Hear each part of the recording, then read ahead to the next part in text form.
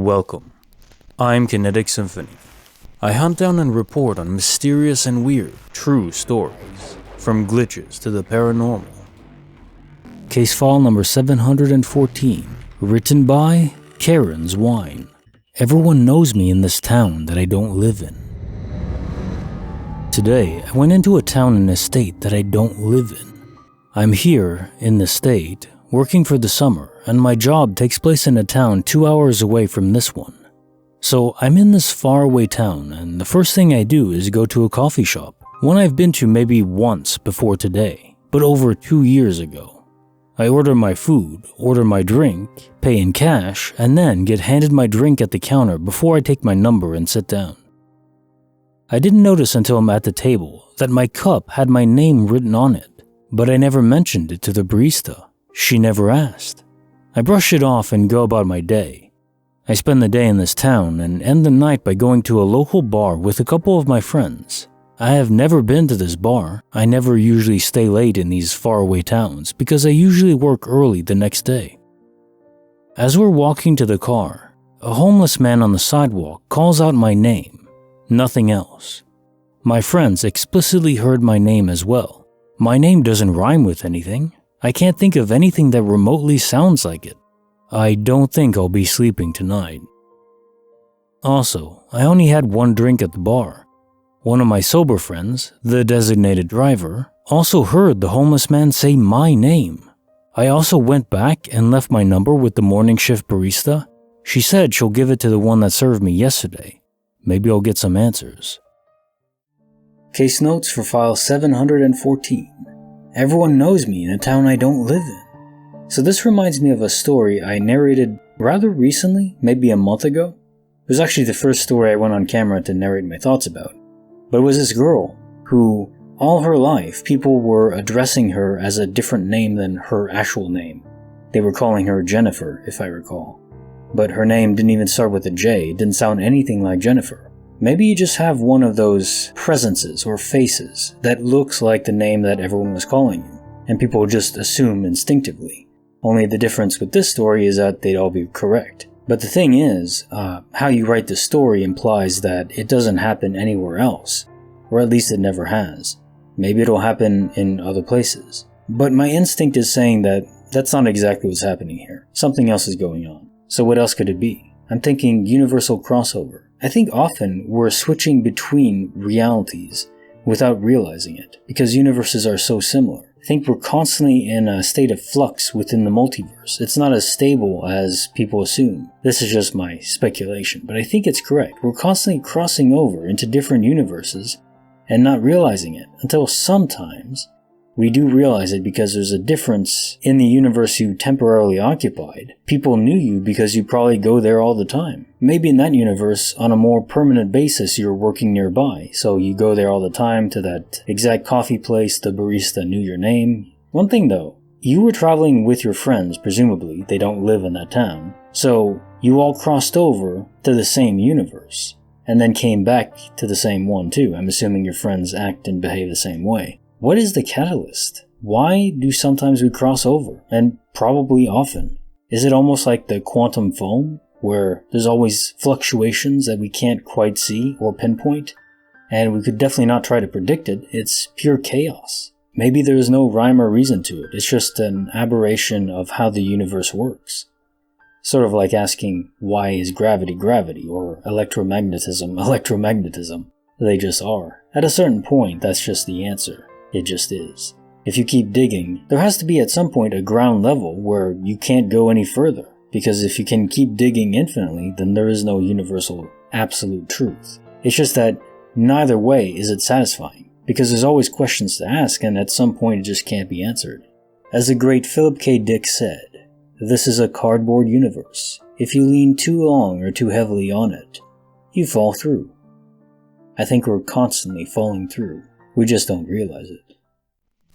Case file number 715, written by Kid No 1. My wife talking downstairs from work. I've had maybe 2 or 3 weird things happen in my life and thought it's finally time for me to share with you all. So this happened about 6 years ago. My wife was at work and wouldn't be home until around 11 at night. It was around 8 at night, and I was finishing giving my 2 children a bath. I got my 3-year-old out first and brought her to my room to get her dressed. We were sort of chatting while I helped her put on her PJs when I heard something, and we both stopped and listened at the same time. It sounded like their mother, my wife of course, talking loudly to someone downstairs. I told her to stay in my room, and I walked out into the hall and stood for a second. I could hear her clearly. It sounded like she was talking on the phone with someone. I walked to the stairs and noticed that it is completely dark downstairs, which is odd because my wife wouldn't be standing in the dark talking so loudly. So as I start down the stairs, the talking stops. I get to the bottom and listen for a second, but it is dead quiet. I check around and every light is still off and all doors locked. Nothing was out of place. So I went back upstairs into the bathroom and asked my son, who was still in the tub, if he had also heard someone talking just now. He said yes. I asked him who it sounded like and he said, "Mommy." I got him out of the tub and into my room. I call my wife, but she doesn't answer, so I tell the kids are sleeping in my bed with me tonight. Later around 11, my wife gets home, wakes me up asking why the kids are in our bed. I asked her if she had come home earlier and she says no, she was at work all night. I then told her what happened. We moved the kids to their beds, and that was that. We lived in that house for 10 years, and that was the one and only time something inexplicable happened. Case file number 716, written by Mushroom Cows, the most mysterious ham sandwich in the world. So I live in a flat with my mom, and it's just the 2 of us. My mom has forgotten her work lunch in the past, and one morning I woke up to find a ham bun in the fridge and texted her to see if she wanted me to bring any lunch into work. She said she had her lunch already. I didn't think too much of it and just carried on the rest of the day. 4 days later, this bun is still in the fridge. I take it to the living room and ask why she left it there for so long. The reason I was so sure it was hers is because it was squashed, and my mom and I are the only 2 people I know that squash sandwiches before eating them, but not before putting them in our bags. Anyway, she denies it being her sandwich and tells me it's mine. Well, that would be a neat trick given that I'm vegan. It was a ham sandwich. I show her and then I harp on that the bun is cut in half and the sandwich bag is sealed. We never ever cut buns in half, we eat them whole, and we always twist sandwich bags and never seal them.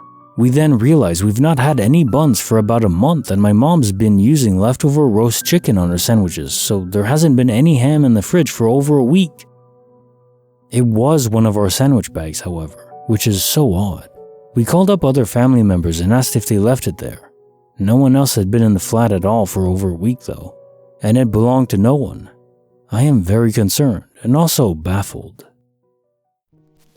Bonus file, written by Successful Register 25, Logan, the friendly puppeteer. I'm grieving. I lost my best friend yesterday. I can't stop crying. My cat got diagnosed with polycystic kidney disease a month ago. He fought hard, but you could see he was declining, even if he did his best to hide it away. So I took the difficult decision to help him cross into that rainbow bridge before he felt the pain that was getting closer day by day. His kidneys were just cysts now. The vet came to my home and then he left this world while I held him like a baby on our bed. He just went to sleep. I went to have him cremated that same day, and as I came back with his remains, his brother started acting weird. My other cat started to do things only the one that left did, like pushing the water fountain before drinking. He also started playing like he used to play with Logan, my dear cat that left, but he was playing alone. I couldn't think much about it as I couldn't sleep that day in my house. I went to sleep with my best friend. She also has a cat. She woke me up at 3:26 a.m. so I could hear her cat being playful with something, as if there was another cat, but there was nothing there. Told me she's never done that before. My Logan passed at 3:20 p.m. approximately that day. Next day, I came home and I put on a movie my cat used to like. Whenever I put on that movie, he would come to see it with me. And then somehow my mouse moved which was normal for Logan to do as he liked to sleep on that desk. I don't know if I'm going crazy, if his soul still doesn't understand what happened. I don't know, maybe I'm just grieving, seeing things. Have you ever felt something like this before? I wish it was him, not going to lie.